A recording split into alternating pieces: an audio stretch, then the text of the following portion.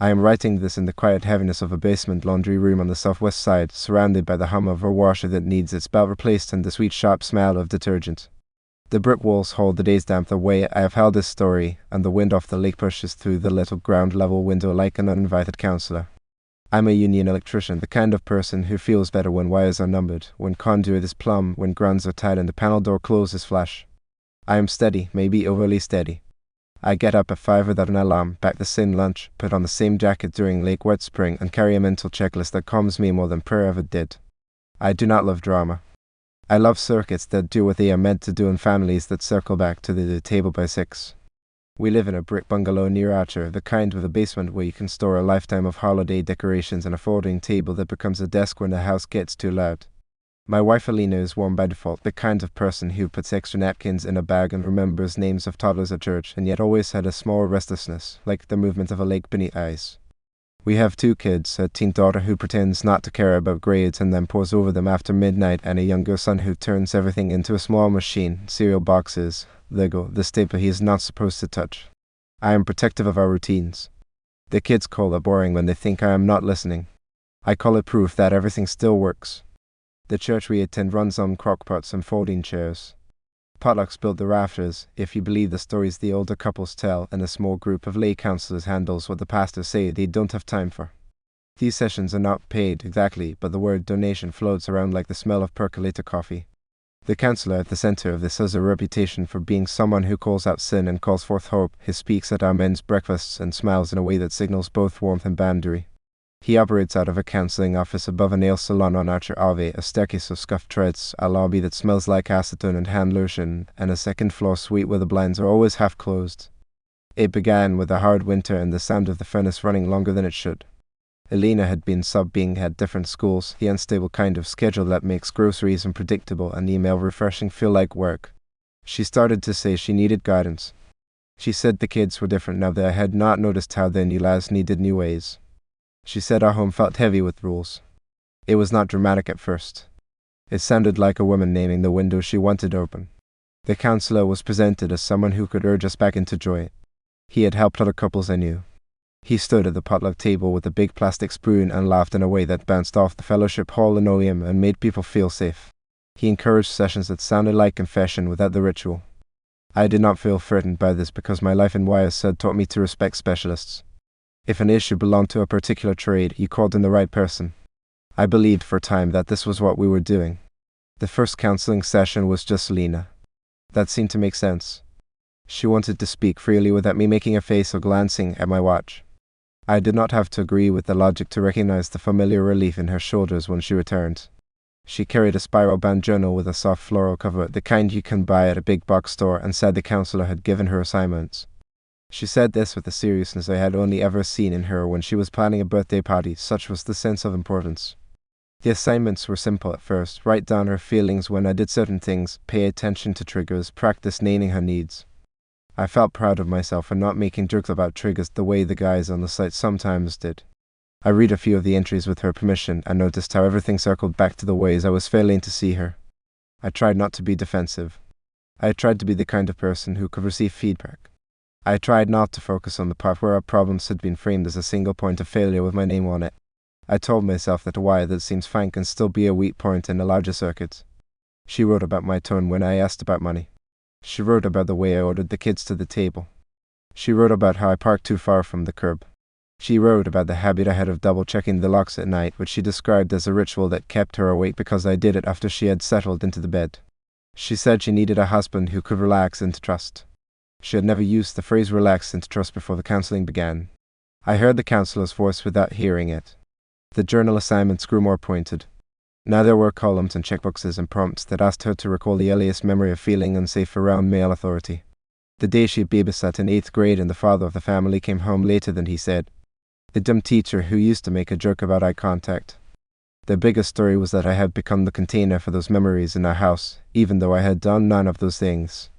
The counselor wrote little reminders into the journal, not in quotes, just phrases, in a small neat hand that said to give herself permission to name my anger even when I called it concern, to exit conversations when she felt the old feeling, to view my steadiness as a kind of control.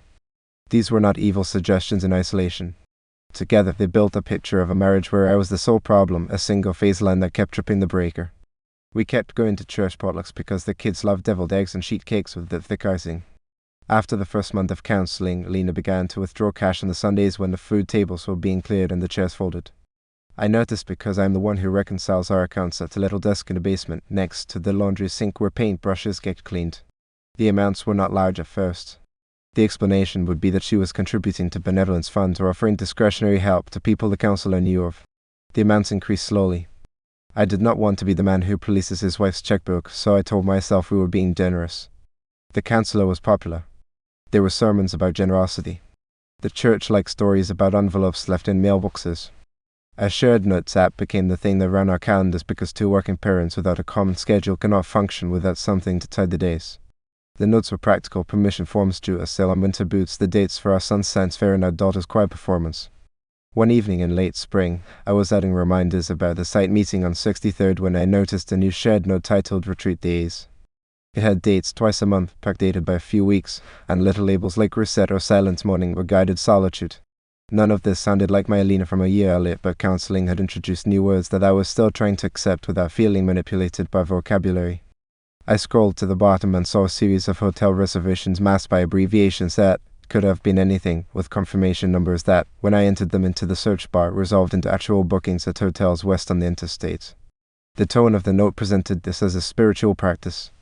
I stared at the dates and noticed the alignment with Sundays after potlucks and days when Alina had substituted at specific schools out near the airport, which would make the drive reasonable. I did not speak to anyone about it. I went upstairs and folded laundry the way a person folds maps after deciding to ignore what they reveal. The counselor had a way of telling stories about other couples in the church that made him seem wise without naming names. He would reference the man who had finally admitted to a certain habit, or the woman who had learned to stop apologizing for her anger. Alina returned from sessions with stories that made me look worse by comparison because in those stories the other husbands were either monsters or suddenly penitent saints, and I was just myself, irritatingly consistent, steady to the point of dismissal. The counselor's stories had details that did not belong to general wisdom. He knew about a late car payment in one family and used it to make a point about secrecy. He knew about a woman's miscarriage and used it to talk about resilience. He would frame another couple's problems in a way that made our household feel less safe unless we followed his guidance to the letter.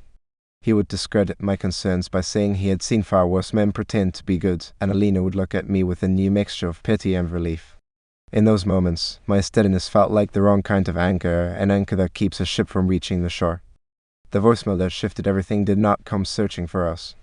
It came on an ordinary weekday when the wind had pushed grit against the storm door and our daughter was searching for her headphones. She was 16 and in a mode where she called me sir only when she wanted something. She borrowed Alina's phone because hers was dead and heard a voicemail that she was not looking for. She did not press play intending to blow up her life.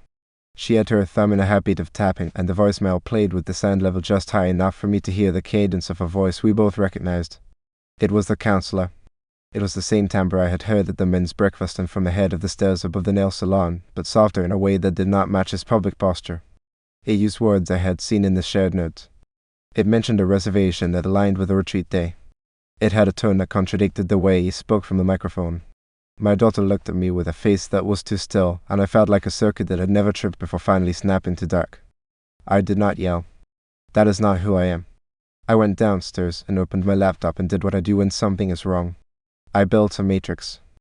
I opened a new sheet and made columns for Sundays, for potlucks, for cash withdrawals, for the shared note entries, for substitute teacher assignments and their locations, for the kids' grade reports, for text messages logged in our phone plan, for the counselor's public speaking dates, for my own job site logs.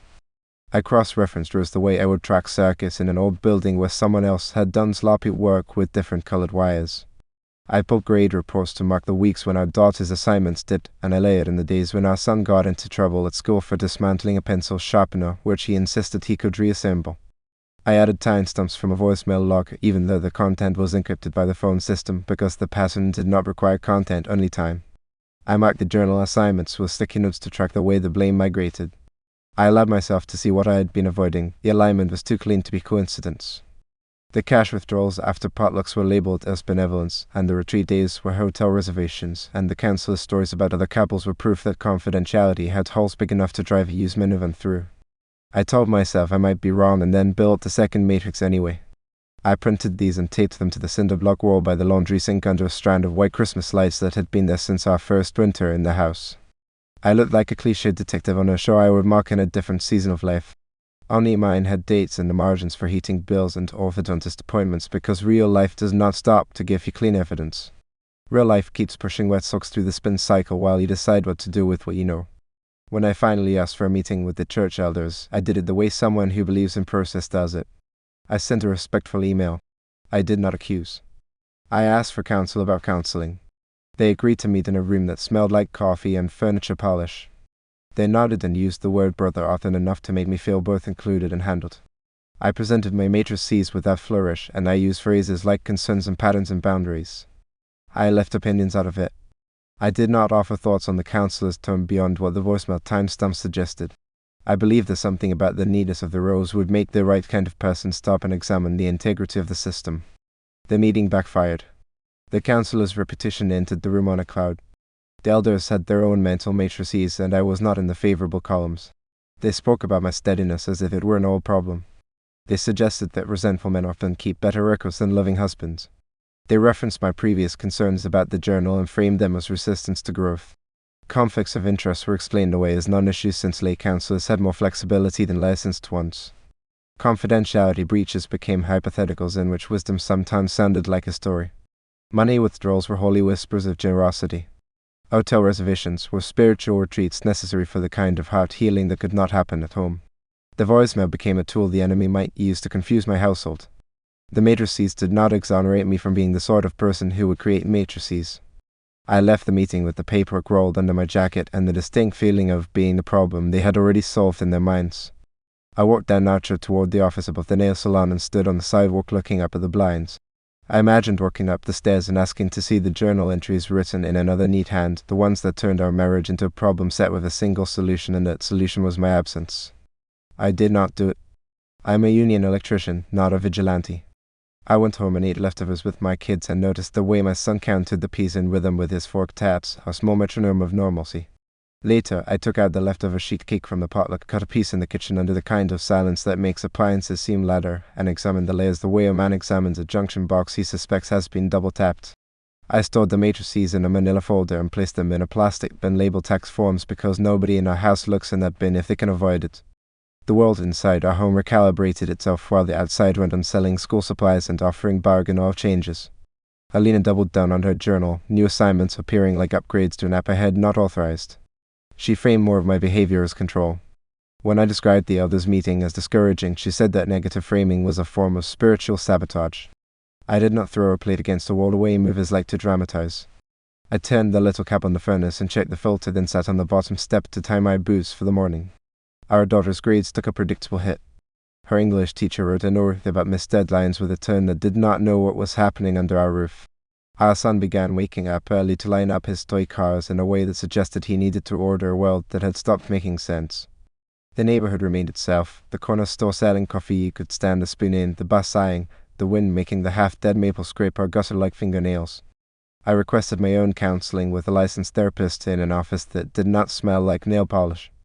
I did this without telling the church or asking permission from anyone. The therapist asked questions that did not presume I was lying. He did not know our church. He wanted to know how long I had been waking up in the middle of the night to check the logs and whether that had always meant fear or sometimes meant love. He asked me to describe my routines without judgment. He asked me to draw a close-up of one evening around the table and then zoom out to show where the counselor might have fitted into the scene if he had been a medical doctor treating an actual injury.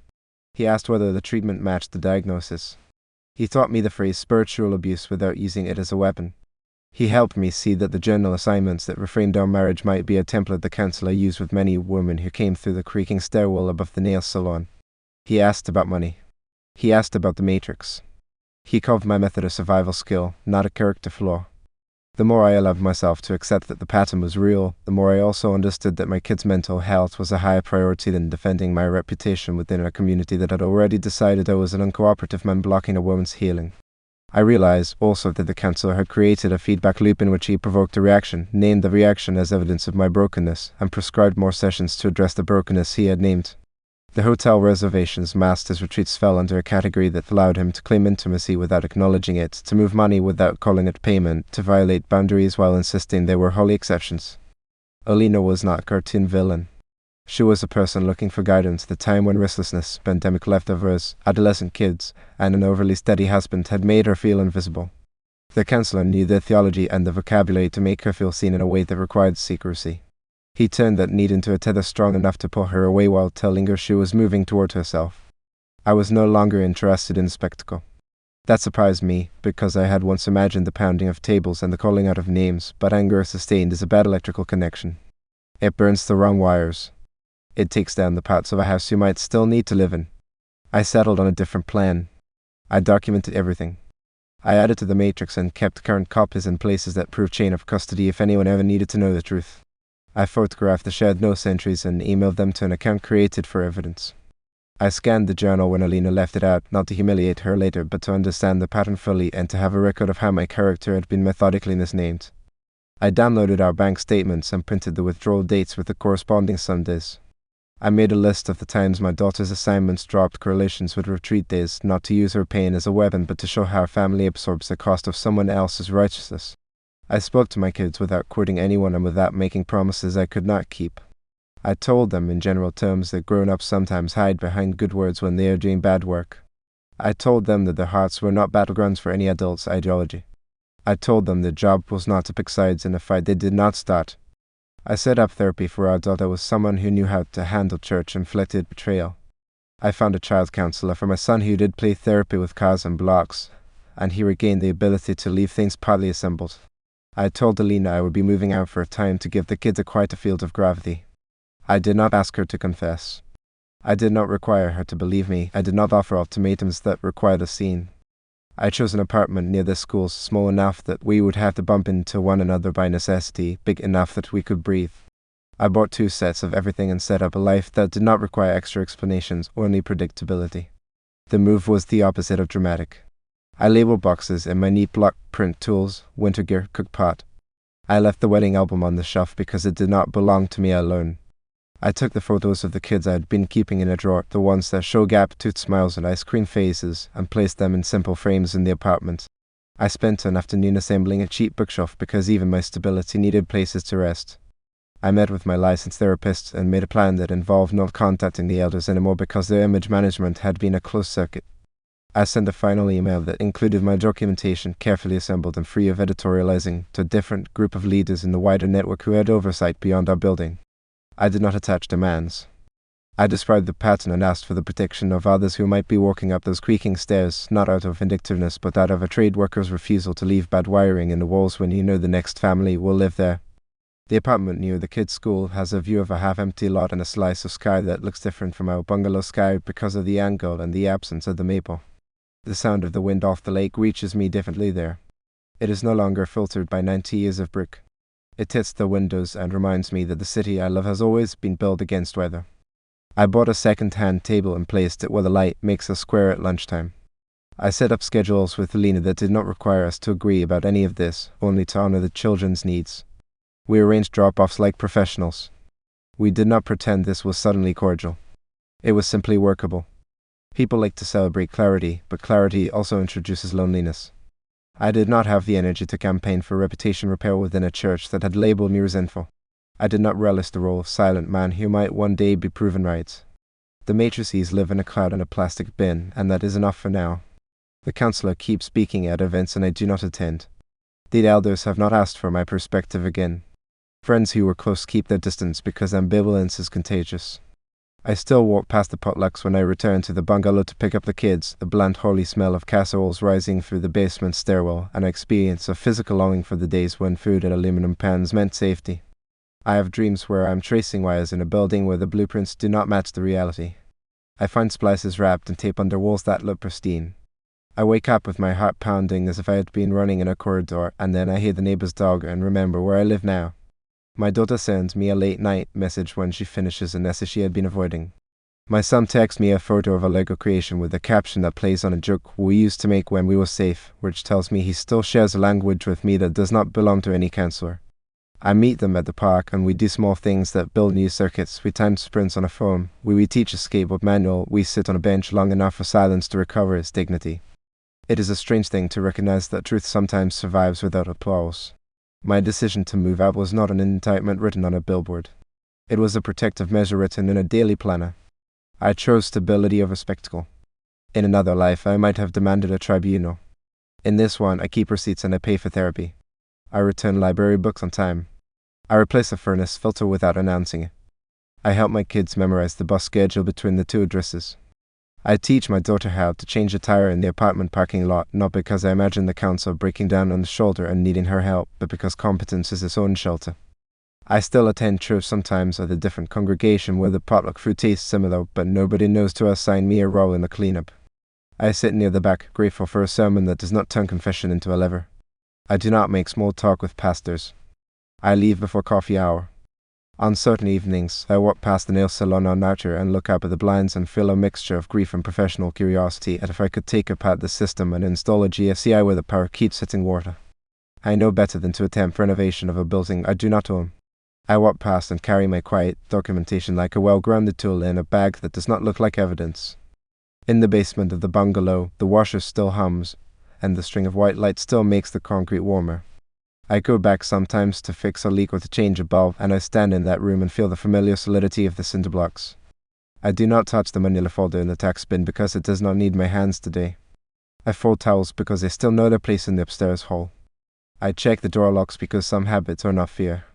They are care. The wind off the lake moves through the little window and I let it. I have stopped asking the air to turn into a person who will apologize. I have accepted that some stories end with a plan instead of a cheer. My plan is simple: keep the kids' hearts sturdy, keep the bills current, keep the circuits clean, and let time do what it does to buildings and to people who live in them. Settle the foundation, reveal what's crooked, make room for repair. The council continues his work in the room above the nail salon, and maybe one day someone with the proper blueprints will shut down the bad circuits. I cannot control that. I can control the tightness of a connection in my own life. The elders maintain their image the way a homeowner keeps painting over the same crack in the ceiling. I cannot manage that either. What I can do is keep my own walls honest even if the scenes show. I can keep showing up for my daughter when she needs someone to read a draft at midnight. I can give my son a small project that is exactly his level, not harder, not easier, to return him to a sense of agency. When I move through the city now, I feel its faith communities like electrical grids above and beneath the streets. Some of them hum with safe power. Some of them spark where nobody can see. I do not spend my days tracing those lines anymore. I tend to my own panel, label each breaker plainly, and show my kids how not to overload the circuit even when someone else tells them the buzzing is normal. I pray in the simplest way I know, which looks like holding a door, making payroll, and eating with my kids at a table that wobbles only slightly. If judgment comes, it will not be greeted by a man who is surprised. It will be greeted by a man who has been counting carefully a long time, not to punish anyone, but to ensure that the current running through the house of his life has a safe path home. This is not a triumphant ending, but it is anchored. I move boxes between a small apartment and a brick bungalow, and I build something that will outlast dramatic speeches. I have learned that there is courage in quiet documentation and in meeting therapists in offices that smell like nothing important. The city will keep sending wind across the lake. The basement light will keep burning until the bulb goes, and I will be there with a new one when needed. The truth will keep existing whether or not a group of men with a church budget give it a microphone. The kids will keep growing. I will keep showing up where I said I would, at the time I said I would, with two steady hands that know how to strip a wire clean without nicking the copper. I will keep us grounded. That is the confession and the promise both, written not in a floral journal but in the ledger of days that follow, the only book I know how to keep.